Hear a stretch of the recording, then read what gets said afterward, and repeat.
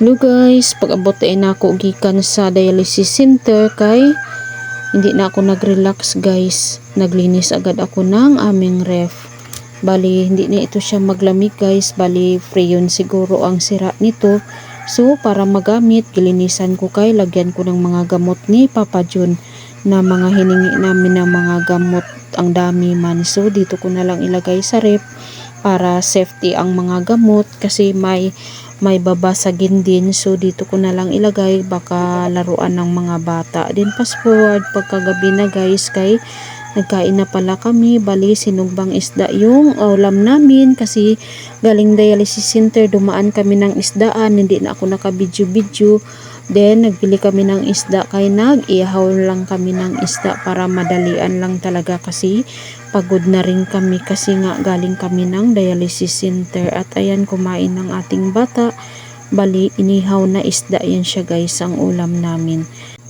Si Papa John pala natin kay tapos na rin siyang kumain. Bali, nagauna talaga ang ating dialysis warrior guys kasi nga mag-inom pa talaga yan siya ng gamot. Tapos napagod talaga siya kasi nga masama talaga yung pakiramdam niya nung nagdialysis siya. So, kailangan niya talaga na magpahinga agad. So, kami na lang ni Princess ang naiwan na hindi pa kumain. So, kain tayo. Thank you Lord sa blessing sa pagkain. Pray lang talaga natin si Papa John na bigyan pa siya ng mahabang buhay ni Lord kasi ang wish niya talaga kay makaabot daw siya kahit man lang makagraduate si Princess sa college. Yun lang talaga ang kahilingan ng ating dialysis warrior.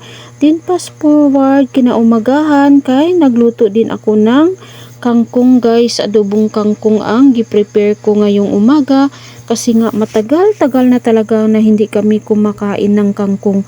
Kasi nga natatakot din ako magluto ng kangkong dito guys sa Bunawan, Agusan del Sur. Alam nyo naman yung mga balita-balita dito na mayroong schistosomiasis. Iwan ko kung ano talaga yung schistosomiasis kasi nakakatakot. Kasi sabi ng doktor, explanation ng doktor, ang schistosomiasis daw kay mayroon sa hangin, sa tubig, sa lupa, tapos sa may damo. So, kailangan lang talaga mag-ingat sa pagkain. Din pagka tanghali guys, kay nagbilad pala kami ng palay. Ayan, inutusan ko yung panganay ko na magbilad kami ng palay kasi nga si Papa John mamasada naman mamaya.